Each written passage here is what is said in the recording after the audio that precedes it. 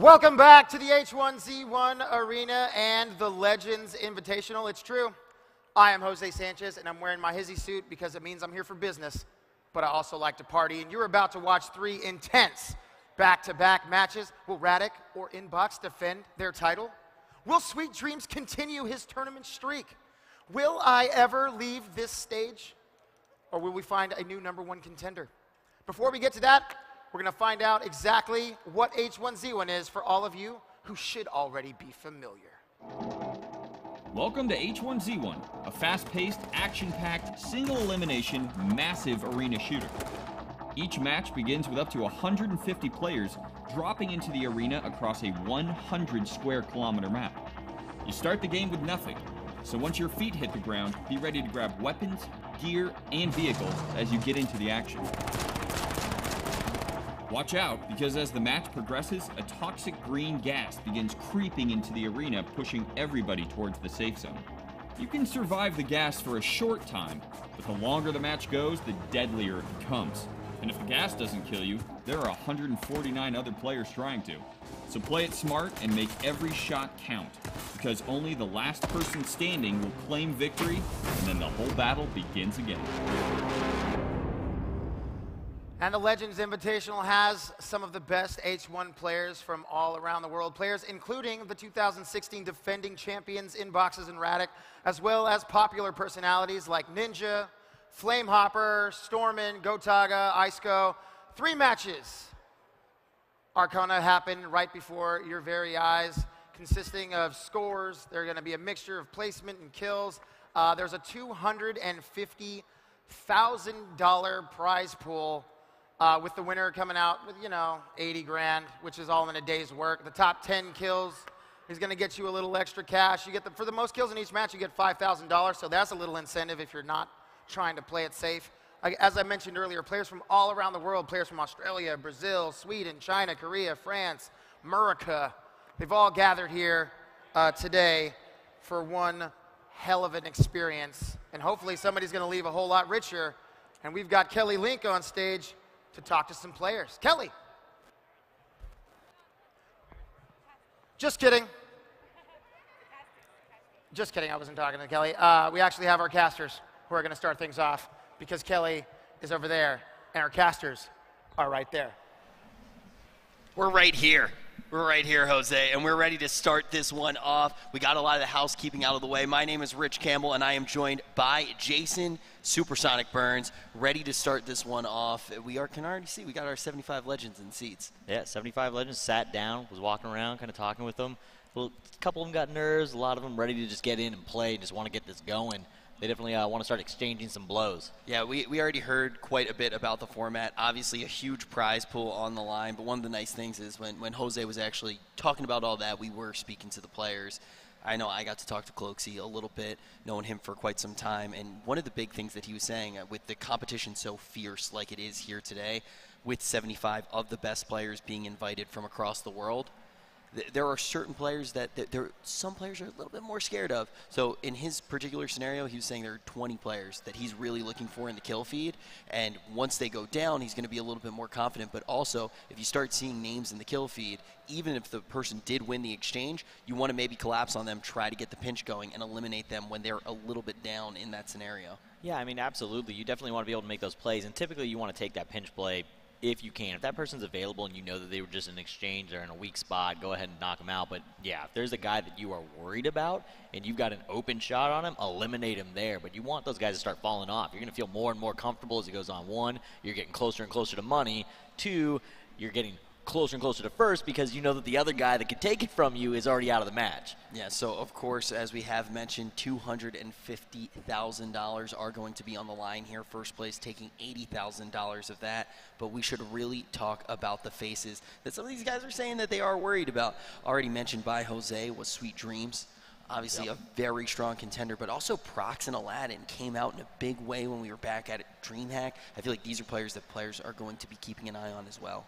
Yeah, I mean, absolutely. Isco's here, who qualified in last year and is now on the invite list for this one. He showed up big in qualifiers, showed up on the actual LAN that in the finals that one too. And then we've got other players that were really strong competitors that just that first game last year, much like it was this year in Challengers, was just absolutely stacked. So we had players that got knocked out, and last year it was only the winner that went on. So we got guys like Nightwalker and Flamehopper who got really close to getting in, but didn't make it last year, and they're on the invite list this year. So those guys are going to have an attempt at this. Yeah, and this format slightly more forgiving, right? Yeah, so we're absolutely. gonna have 3 games here, and the main thing is going to be placement is worth points. Kills are also going to be worth points. So when we actually do look at everything, if you maybe come out and have a really bad first game, you know, you drop right next to someone that you don't want to be against, you're not able to pick up a weapon right off the rip, you get taken down early, you can come back in those next 2 games,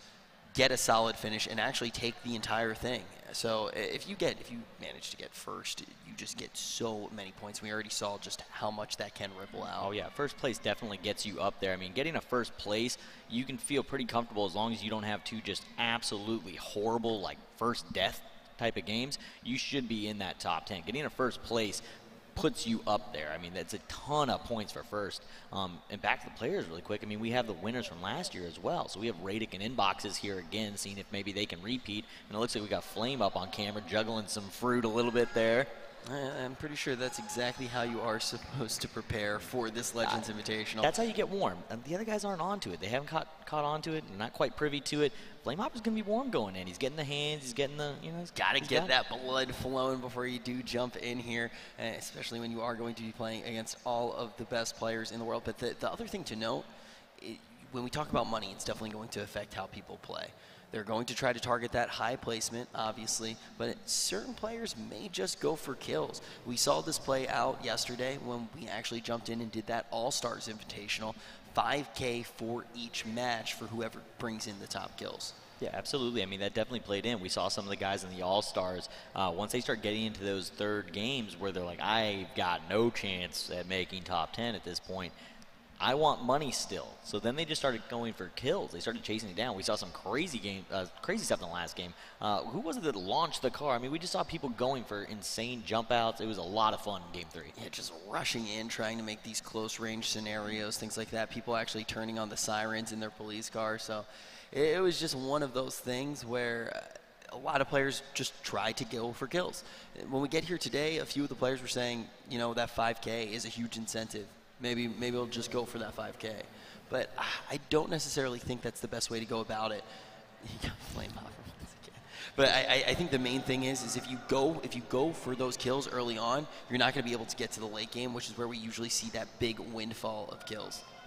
Yeah, absolutely. So, and I think that it is going to have some effect. I mean, the $5,000 has an effect, but first place is $80K. Like, until you get to Game 3, I just don't know if there's anybody in this lineup. We saw people in All-Stars yesterday do it in Game 1 and Game 2. I just don't know that I would expect any of these guys, after knowing them for as long as I have, I don't see them going for that in Game 1, Game 2. Well, that's the big thing, too. I mean, if you're invited here, you kind of have to have that confidence that you can take that 80K, that you can take that 50K for second place. So, I mean, even if you do come in 10th place, you're still going to be netting $2,000. I mean, for some of these guys, they're coming from all the way around the world.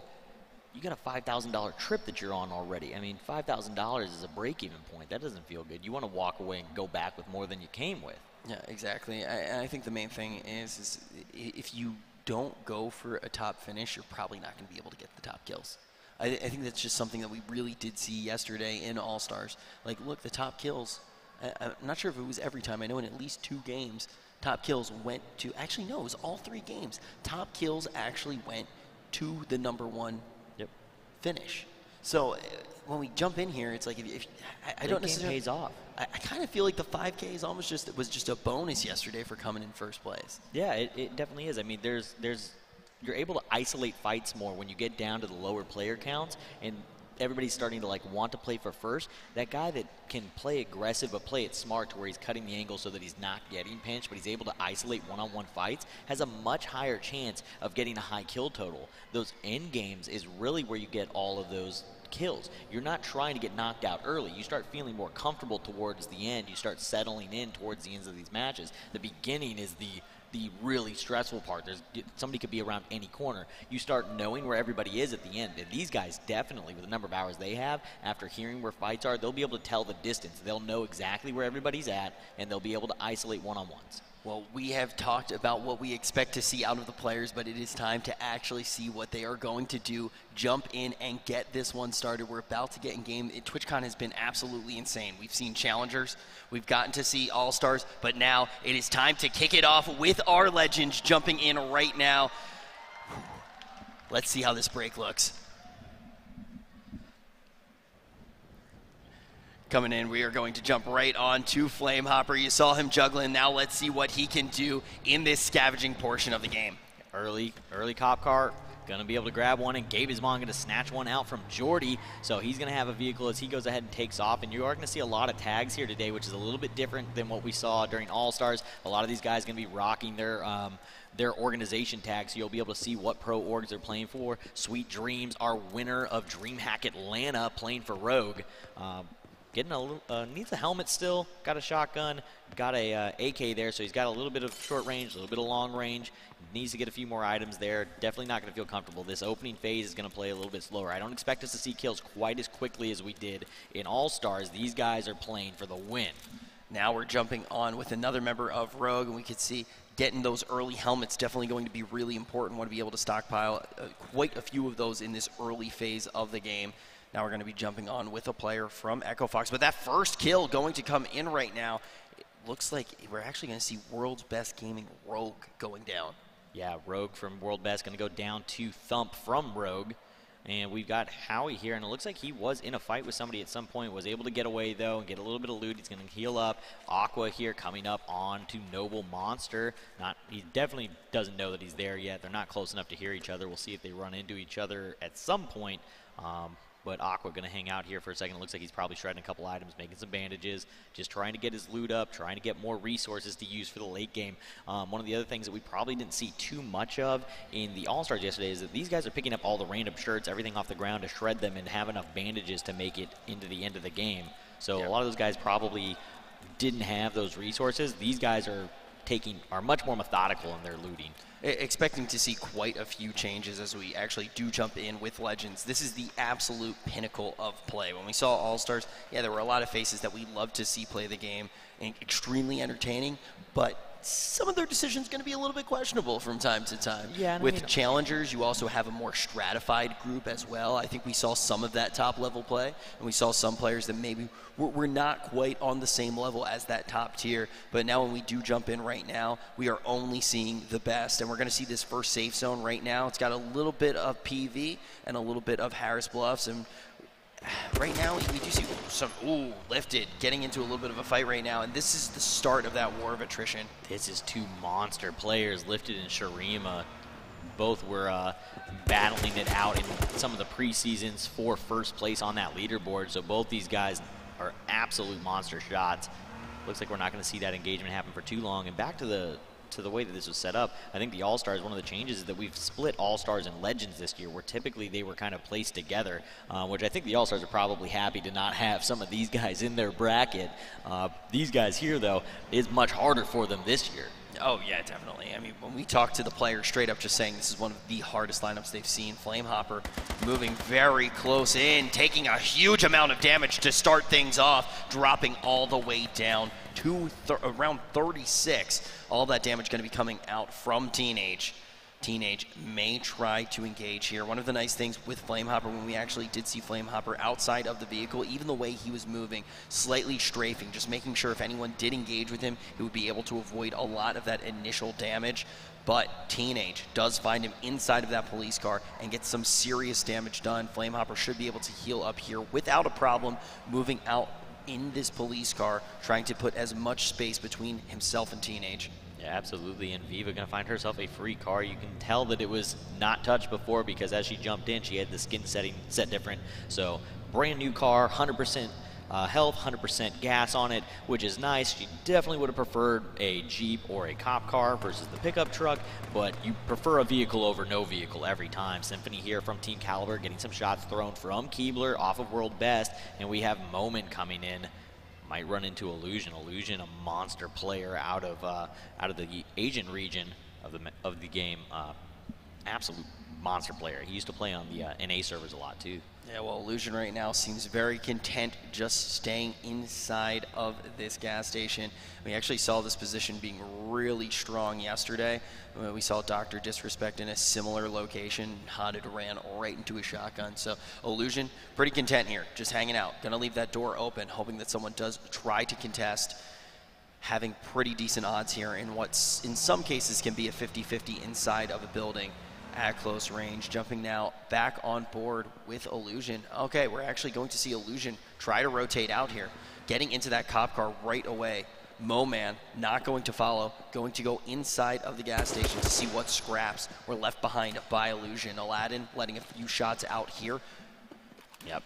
We'd also missed our the second kill of the game, so Gas Runner from World Best Gaming going to get taken out there. We are on board with Aladdin over here in the junkyard area, still getting a little bit of loot. Aladdin, another guy that showed up big on land at DreamHack, and we've now got Noble Monster taking a few shots out towards Crumb. Doesn't look like he took any real shots at the car. It looks like he fired one off just to kind of let him know that he was there, and Crumb is going to go ahead and separate off, not take that fight, going to jump on board with Aqua, still getting looted up. We are still in the loot phase, so loot phase here with pros lasts a little bit longer than it does with the All-Stars. One of the things that changes is that All-Stars start hearing the gas go off and they start moving. These guys have a very, very good understanding of the pacing of the gas and how long they have based off if they're on foot or what car they're in, how soon they have to leave from the time that siren goes off to stay ahead of it.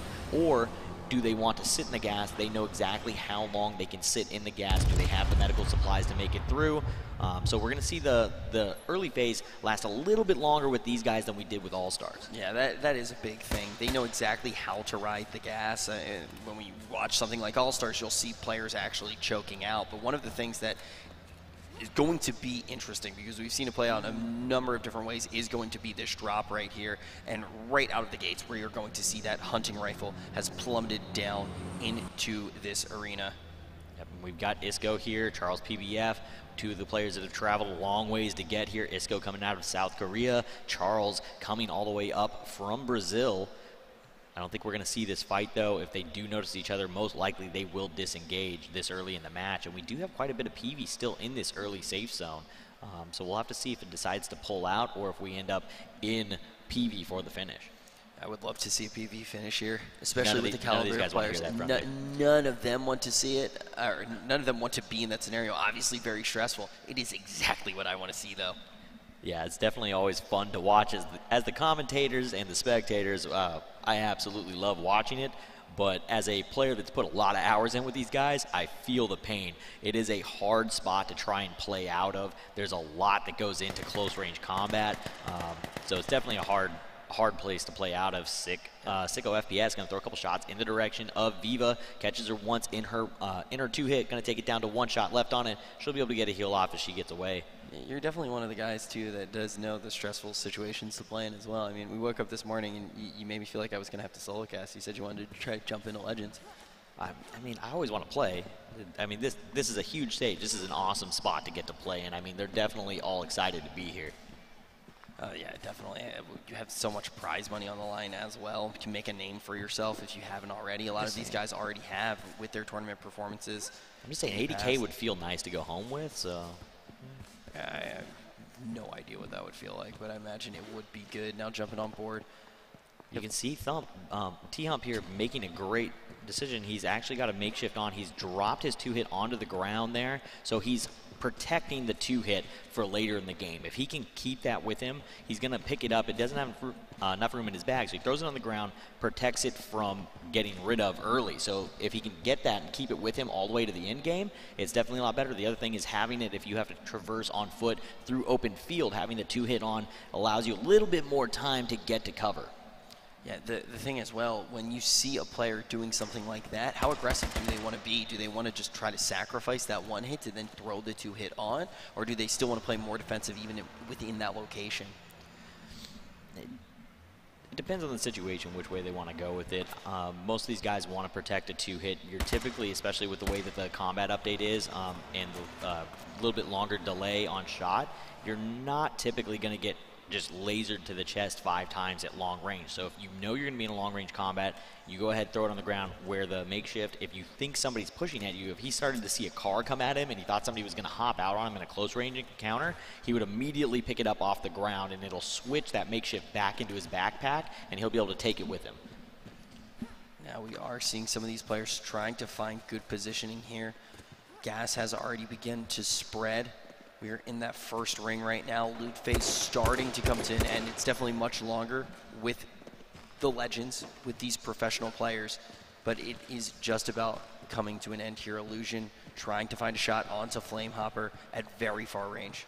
Yeah, absolutely. He's got a decent amount of loot here. He's got 200 rounds. He go ahead, picks up a little bit more. He's got 232 rounds now, so he's feeling pretty good on the amount of loot that he has. Not sure what kind of makeshift materials he has. These guys are stacking him. They're trying to find extra tan military backpacks. They're trying to find duct tapes, extra helmets to break down. The other thing to note is that they carry a lot more helmets than people normally do. When you're in a game against guys that can two-tap you from any range, these guys are sacrificing ammo to carry more helmets to try and protect themselves from those situations. Yeah, and they're also players that can do a lot more with the amount of ammo that they do have.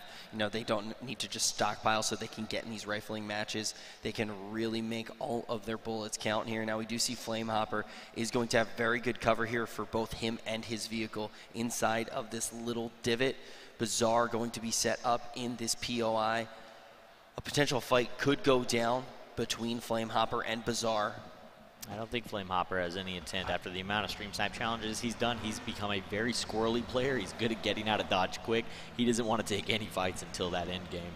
And you can see right now rotating in this police car, not even staying within this location, just trying to glean some more information, see where players are on this map.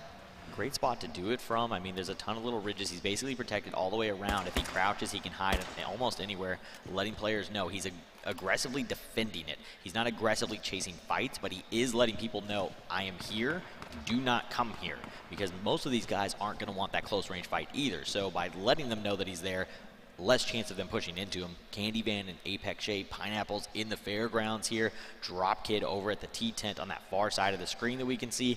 This here is probably one of the most hectic ending zones you can possibly have. We had it happen on the CDS server recently, and we went from about 120 players left to 12 in 45 seconds to a minute and a half. It's complete chaos if it closes in on that.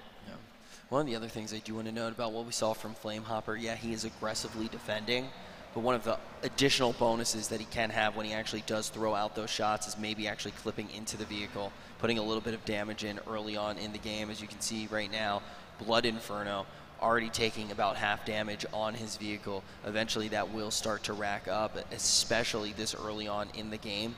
That vehicle will lose its boost very soon and then start degrading even further. And as soon as you see that bad boy on fire, you need to get out of dodge quick. I mean, a lot of these guys like to use the cop cars too. They're used to playing in public matches where you can kind of slam on the e-brake, get a hard turn, dead stop the car, hop out, get some good shots, get back in the vehicle.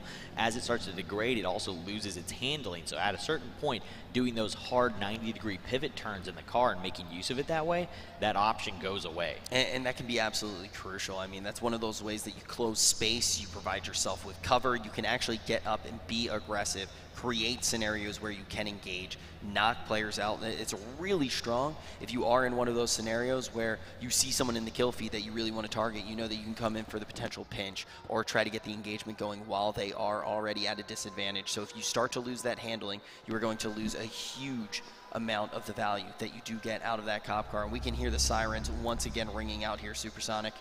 Yeah, so this next gas wave is going to go ahead and take off, and we are at 73 remain, and as we said, it plays a little bit slower. The action comes in just a little bit later in the match than we were going to see in All-Stars, but when it does come out, people are going to drop faster because these guys miss far less shots than we saw in the All-Stars. Yeah, it's not only that. Obviously, you are going to see those high level of shots, and I'm very excited to actually see what these players can do. These are the guys that are going to be most adjusted to the new kickback that we actually do see out of some of the rifles. That they are going to be prepared to actually use that to their advantage, and they're also going to be prepared to try to maneuver around it. But the other thing that we are going to see out of these players is a higher map awareness. They are going to be trying to gather as much information as possible to actually know where the other players are so they can get into fights at prime situations. It kind of goes back to what we were just talking about with actually using different things like the cop car to try to come in for pinches, and that's going to make it, as soon as the powder keg gets lit, it is just going to be an all-out explosion, because you want to get in on that fight and actually try to collapse in and finish up somebody else's supper if they weren't able to take a member down. Now, with this new safe zone that we're seeing right here, what do you expect to see out of some of these players? I mean, right now it is starting to center in on towards that spot we were talking about, where it's kind of chaotic over the fairgrounds there. There's a ton of players in that area. A lot of guys you're seeing here play a little bit different than what we saw yesterday too. We saw more people on the outside edge, where on the Legend side we're seeing guys play closer to the center so that they have a shorter distance to travel when they have to make it to the next safe zone. In case the safe zone pulls away from them, they don't want to have to travel quite as far. Especially guys on foot, they try to get to the middle. If you don't have a vehicle, you need to be able to get away. Vehicles in the middle typically get ripped apart. So having a vehicle in the middle of the safe zone doesn't always work out that well, and it looks like Doug is Raw is going in there, going after that airdrop. The bombs are coming through. He's going to move, narrowly missing the mark there. Bomb plane a little off target, and Doug does escape. Do want to say too, this is one of those things that we saw a lot at DreamHack, the more standard go at that drop, and that is just investing as many smokes as possible, running in and trying to get out before anybody does engage. Yesterday when we watched in the All-Stars, we saw Karma just kind of bullying it, no one going for it, but now Doug is Raw getting some big shots into Flamehopper. Flamehopper going to flip over, and he might fall down. He is bleeding heavily, and Doug is Raw is in hot pursuit. Flamehopper going to be sent out of this one, and you can see Mountain FPS getting a little bit of work done there as well, but Doug is Raw being absolutely unrelenting, especially after picking up some loot out of that drop as well, investing those smokes. Yeah, that car flipping definitely cost that one for Flame. It ended up making him stationary. No shots had really hit him until the car flipped. As soon as the car went upside down, though, Doug was able to just throw those shots into the window on the stationary target. Flame got out, and by that time he was already down to one shot. He had no option but to try and hop in the car to get away, but the car doesn't have boost. It doesn't take off quite as fast, so throwing shots into that front window, he's able to get that last shot in. Big kill coming in for Doug Israel, but one of the things to note, like you were saying, he's not going to really be able to take that police car as an extra advantage because it's already pretty much below that threshold. It's not going to be that valuable there. We could see off screen for a second, P90 Princess seemed to be a little bit low. Aladdin maybe trying to collapse in there and get a kill. Doug is Raw now taking a little bit of damage. You can see body armor going to see just a little bit. Aladdin and P90 Princess now engaged in combat. P90 trying to find him, looking for that shotgun kill possibly. Coming down into the smoke, first shot comes out, not going to connect. Aladdin going to get out of there on that ATV. Man, the stadium here is kind of nuts. Every time the shotgun goes off or you hear the alarm go off that the gas is coming or the bomb plane comes through, it really kind of thumps you in the chest. It really does. It's not exactly the feel that you want to be having as one of these players here either, getting into that close range fight. B90 taking some serious shots right now. Body armor going to be knocked off, getting down in this gas, trying to stay low, but the damage is just going to be too much. Kyrie going to knock P90 Princess down. Yeah, P90 hoping that the gas would push up far enough and make it darken a bit. The farther back into the gas you are, the harder it is to see. Not quite far enough back. Kyrig was able to spot her still and get some shots off. And we've got Candy Van, Blood Inferno, Mountain FPS. I mean, you can see everybody starting to set up shop here, and this is where it gets really hectic. The guy closer to the center, I think, is probably the better positioning. We lose Viva Labad to stay lifted from Rogue.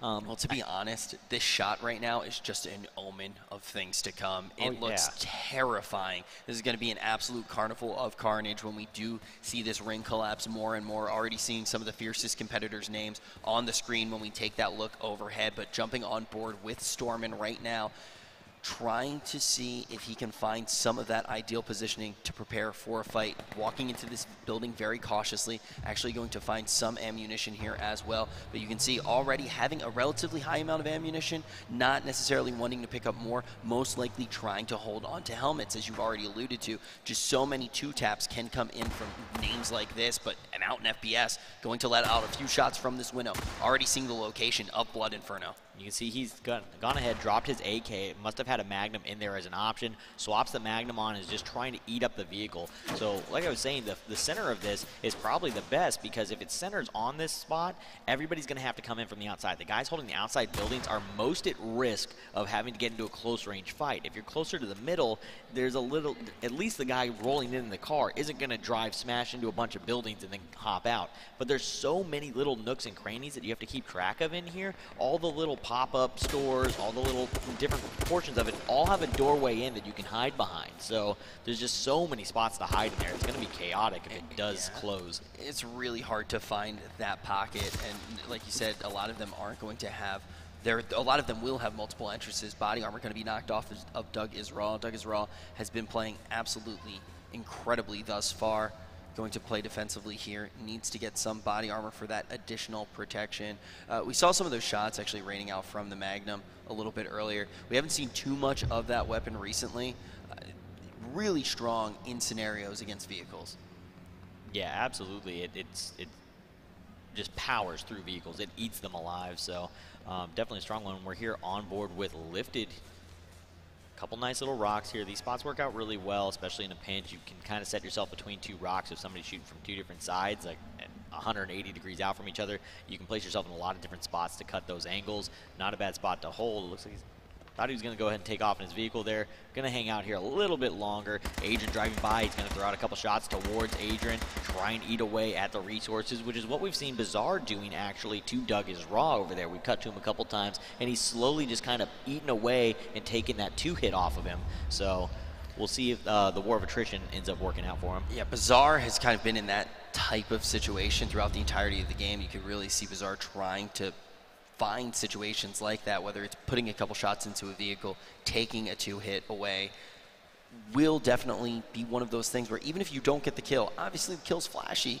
You want to get the kill, you want to be in the highlight reel, and you also want to try to go for the $5,000. But every resource that you take away, that just makes it that much easier for someone to go down in the fight, and you can move that much further up in the remaining players. Right now, 69 players will remain, and the ring is starting to get very tight. We are going to have an absolute... The kill feed's just going to explode. Let's be honest. The kill feed's going to absolutely explode at some point. It always does in these types of matches, and that's one of the things that's so exciting for me about this style of an esport is that it plays out so much different. You get to watch the tension build. You kind of get to see the story of each player as they play their way through the map, and then the ending just ends up... It's just always a glorious bloodbath at the end.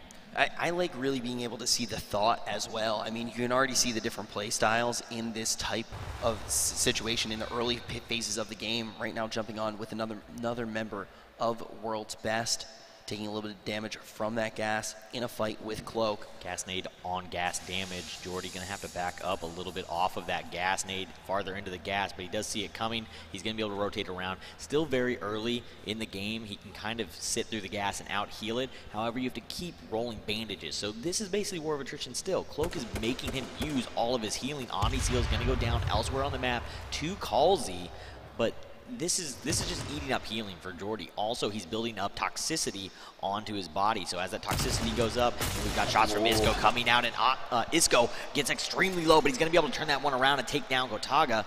But as you're going through and healing yourself up, you're just eating away at the bandages, and then the toxicity builds up and it starts doubling the damage of the gas. Gas every wave hurts Cloak more, trying toxicity to doubles it. Yeah, exactly. Cloak trying to do a good job of actually checking behind, and we are going to see that smoke go out as well. It looks like Cloak going to try to move back just a little bit. Jordy now outside of the gas, going to instantly be greeted by an absolute storm of bullets moving back into the gas right now, getting those bandages rolling, but toxicity, as you mentioned, will be a huge factor moving forward. Cloak has that truck, going to use it to get in better location here. Now he's going to have more defense from the players not on that line of the gas. Cole J and Mig here hanging out, checking each other. Mig throwing a couple warning shots, trying to pre-fire that corner in case Cole J decides to chase. We are going to lose Nightwalker to Rhino elsewhere on the map. Looks like he may have gotten pinched between Rhino and Huskers. Jordy extremely low. Cloak still just trying to eat away at him. Can't get that final shot. Looks like Jordy does find the safe spot and manages to lay down for a second. As Cloak backs off, Jordy's going to be able to run inside and get healed up if he does have any healing left. I'm surprised the guy hasn't had to shred his shirt and pants yet to keep making bandages. Yeah, I think the thing that we see out of Cloak, too, is he kind of knows he missed his shot there. He doesn't necessarily need to be aggressive and engage at this moment. But right now, Kyrie going to find himself in a very bad fight, and he is going to be taken down by Memo. But one of the things that we actually steals it from boxes there. That was actually a beautiful steal, and that is important when we do have that additional 5K on the line as well. But that's one of the things that you really do see with Cloak is he's one of these guys back in the day really known as just being an absolutely crazy sniper. He knows if you miss your shot, sometimes you don't need to get aggressive again. The opportunities will come up as well, and even though you maybe didn't get the kill, you still did win the fight. Yeah, I mean, you still won it. I mean, he took a ton. We talk about attrition. He took a ton of resources away from Jordy. Jordy had to use a ton of bandages. He had to use med kits there. If he had any makeshifts, he wasn't making any more, so he was out of materials. He was eating through everything that Jordy had, just keeping him in the gas while building toxicity onto Jordy, so that in the late game, Jordy doesn't have that option to rotate back into the gas. Isco now, we've seen quite a bit out of Isco, already picking up a kill here. One of the 63 players that do remain. Not many players have gotten into fights yet, but soon that will change with gas spreading at the rate that it will be now. Carta going to get the first kill of the game. Rizar helping out just a little bit there. Yep. Monster behind this truck. Proc's going to go down to Cole J elsewhere on the map. Proc, somebody that showed up really big on land in DreamHack, but he is going to get himself eliminated there in 62nd on game 1. We'll expect him to come back strong in the second game. T-Hump getting shots fired on him from Monster, and he gets a couple connections into him. Yeah, beautiful shots actually coming out from Monster there. Quite far range as well, about 150 meters off. Going to try to close this space right now with the Jeep. We'll have to see how aggressive. Not going to go all the way up. Still going to keep this as a rifling fight. Rotating just a little bit more. T-Hump going to throw out that smoke. Throwable going to be tossed in there as well. Yeah, you don't know the location. Spook him out of the smoke. Just go ahead and use that grenade, and we are going to see T-Hump do just that. But Monster going to get absolutely lit up here. Pinch coming in just a little bit. It's going to be Chipsy. The kill's going to get picked up by Chipsy as well. And just like that, Ricky going to be able to take down Jeesh. Yeah, I mean, he played a little aggressive there against T-Hump, got a little kill hungry, chased out of the spot, allowed Chipsy to push up in, while T-Hump tossed a nade out of the smoke and blew up his vehicle, leaving him with nowhere to go and extremely low health off that explosion. So a little too much aggression there on that kill chase. And now, once again, we are going to the portents of doom. It is going to be this fairground, and you can just see more and more big names hanging out here, and it is just going to be death is going to ensue very soon. You can see Drazzle has joined the fight there, and now the ring is going to be tighter than ever with still 58 players remaining. Grimmy Bear going to put in some shots. Carter going to get down Isco. We saw Isco just a little while ago. Additional shots from Grimmy Bear were able to do most of that work. Yeah, I mean, we've definitely seen that circle looks like it could possibly pull out of the fairgrounds, which now causes an interesting thing. There's so many corridors and little nooks and crannies you can walk through, is now if it does pull off of it, now we got to watch everybody try and get out of these positions that they thought they were going to be able to just go and sit in for the whole match. So a lot of these guys are going to have to try and rotate out. We do have some gas and smoke nades coming down in this fight between Dropped and Sharima, two legend players, obviously. Cloak is taken out. Gonna get taken out by Doug is raw. Yeah, Cloak is going to get dropped out right now. And when I actually talked to Cloak before we jumped in, one of the players he was saying he was the most scared of was Drop. We are going to see Drop lose his body armor there, get some good shots, and Sharima Wizard up in this fight by quite a few shots, able to clean up without a problem. Adrian going to be in that corner of your screen as well in that kill feed, taking down Doug is raw. It is clear at this point in the match that the stage is set. We are either going to have that fairgrounds finish, and we're going to see absolute chaos, or we're going to see an exodus out of there and players just getting picked off as they move out from their homes that they have set up in during this match. We've seen that play out before in different things like city finishes. Jerk Chicken going to take some serious damage here as well. Shots still coming in. He is down about 2 shots in this fight, but just like that, starts to close the space onto Aqua, moving into the smoke right now, trying to find better positioning, does not want to be fighting more than one player here. More shots going to rain out. He can take about 2 more here. He still does have that helmet on. Moving into the fence is actually going to invest a shot here to get a little bit further away from his target, potentially moving inside of this building, taking it to a short range fight. Really smart play there, being slightly down in shot count. Aqua going to be inside of this shower. Yeah, I mean, Jerk absolutely just turned on Aqua and forced him off of him, but two other players did try to get involved and into the fight with him. Jerk got into the backyard, had to get away from the fence, and we are going to see this fight continue. And Aqua with the head tap, gonna drop Jerk Chicken, and we're going to see Jordy, another WGP player, elsewhere on the map, take down Teenage, and we're going to lose Candy Van to Da. It's starting to happen. We are down to 51, and we are going to be losing more very soon. Smoke gets traded out. Howie desperately trying to stay alive. Aladdin putting out a few shots here, seeing 50 Shades. Moving up closer right now, investing another throwable to close that space. This time it's going to be the gas. We're going to see Jordy go down to the toxic gas here. An explosion going to ring out. Another two going down. Aqua sees the blood in the water, gets the shots in, needs about two more to finish this one off.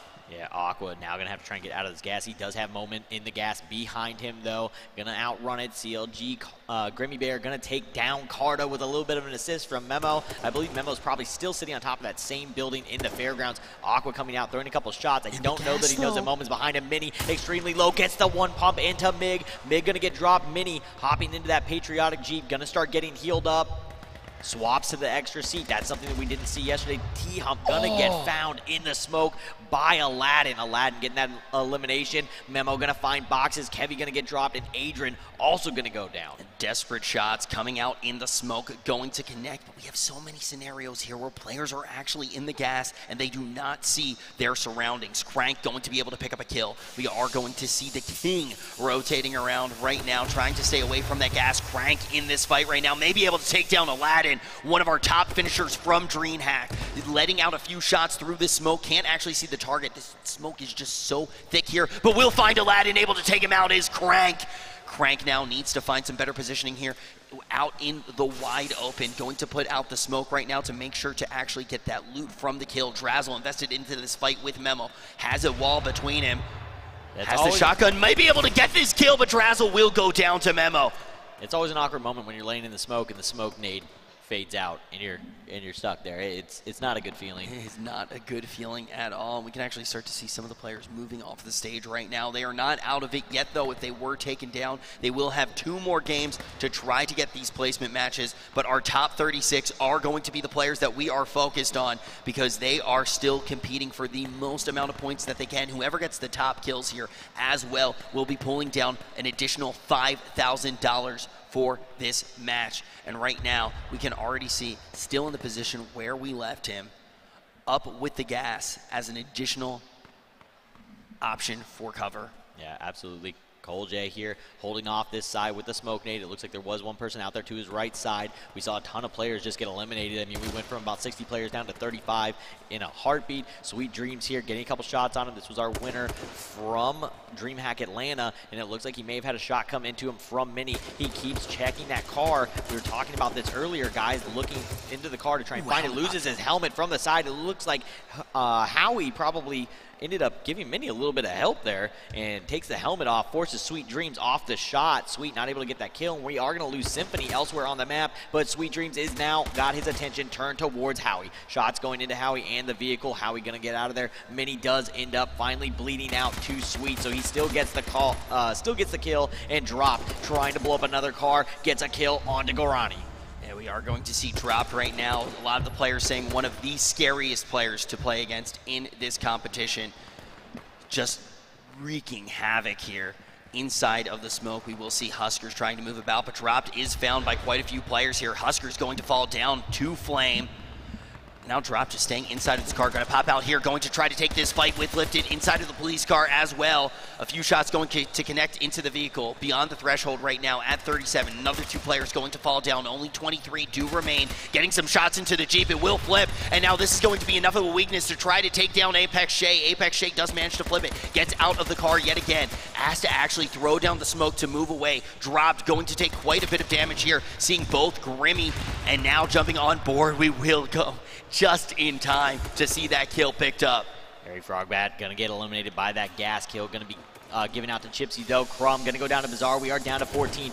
And Da gonna get taken down in 14th by Juan Korea. We can see Drop, Apex Shay, everybody else out here in the out in front of us, and we're going to lose lifted to drop. Dropped, still hanging on here. 11 left. Now This has is the this bubble. police car as well. You can see right now in this smoke and this gas, no visibility. Shots still raining out into the darkness. Stormin going to be able to get this kill here. Needs to find one more to find some semblance of safety before this powder keg absolutely explodes. It's going to be Rizar, completely healthy, moving around this tent, trying to find Stormin. Now inside of the gas, Stormin can't see out. Shots still going to be fired. Stormin going to invest another throwable here. May connect into Rizar. Rizar right into the flames, but is going to find Stormin and take him down. Rizar now needs to get healthy. You can see that Sweet Dreams is in the wings. We'll be able to see that fire from there. 3 smokes still down, 4 smokes down with players inside. 50 Shades and Blood Inferno in a demolition derby here.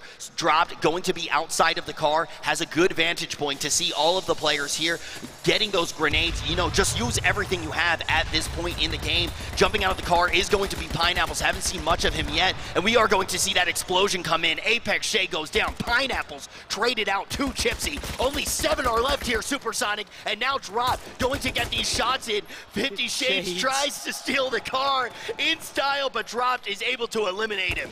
Yeah, Dropped absolutely going off. I believe he is our top kills of the game. Currently, Chipsy getting lit up, though. Both players at one shot. Shots coming at Chipsy from another angle. We'll see if Drop decides to take this. He needs to stop and heal. Stepping up, though. He wants it. Chipsy gonna be able to get that shot, though. Dropkick goes down. We are down to 5 players remain. Sweet Chipsy Dreams was on the assist there, so Sweet still in the game as well. Blood Inferno just driving around, and we're gonna see shots come out and Sweet actually gets eliminated right there by Rizar out of the car with the shotgun. Chipsy now actually has been moved up to 7 kills here, may be able to just pull down this additional 5K. 4 players do remain, all of them inside of the smokes, hanging out in their own corner. Who will be the first to move out here and try to get that top 3 finish? Rizar very healthy, Chipsy behind the car, an absolute slayer with 7 kills. Blood Inferno not able to heal up yet. We can see the shots moving into the cop car. And just like that, a grenade is going to be able to come out from Rizar and blow up that vehicle. Chipsy will go down with 7 kills. Should be able to still take this 5K here. Blood Inferno inside of the gas. We can see both the smoke and the gas are going to be his cloak right now. Bizarre letting these shots rain out into Blood Inferno. Very weak right here. Should be able to take this one, but Blood Inferno moving up close is able to take him down. He gets the assist from Rizar. Blood Inferno barely left alive here. Rizar in full health. Not sure if he has a vehicle. He could decide to take the option to go ahead and press it. Grenades coming out from Rizar. It's going to blow up the vehicle. Blood Inferno has to heal. Rizar going to step up, and he is going to take down Game 1 of the Legends Invitational. Clean finish coming in from Rizar. Take a look at your champion. That is going to be absolutely huge moving forward throughout the day. A monumentous amount of points have been gained, but congratulations to Chipsy for pulling in those 7 kills as well. He's going to be able to get that 5K and also having a pretty decent placement here when we move out throughout the day. So this is only going to be our first game. We are going to see 3, and it is going to be a cumulative point system. Let's actually take a look at the results and see where all the players do stand right now. Supersonic, what a great way to kick this off. I'm excited to see the results. I mean, I don't know that they like the ending that it went to, but that was absolutely a blast to watch, and we are going to see Rizar take down that first place. Blood Inferno coming in second, Bizarre in third. Ton of guys in here. We see Sweet Dreams, Dropped, and Stormin all showing up, making it into the top 10 off of Rogue. We've got names like Pineapple, Apex Shade, and Chipsy all in this as well. Yeah, Chipsy, 7 kills. I'm almost, there's no way that anybody else got more than 7 kills. I'm pretty sure he got the 5K. Chipsy was able to take this one. Chipsy does get the 5K here, but the other player to really keep an eye on is going to be Dropped as well, because Dropped is able to pick up 6 kills here. A lot of players just saying Dropped is going to be an insane player, already proving that Dropped is a slayer. So both our 4th and 6th place here, picking up a monumentous amount of kills. Excited to see what these players can do, but I'm so excited to hear a few words from Rizar. Rizar on the floor right now with Kelly.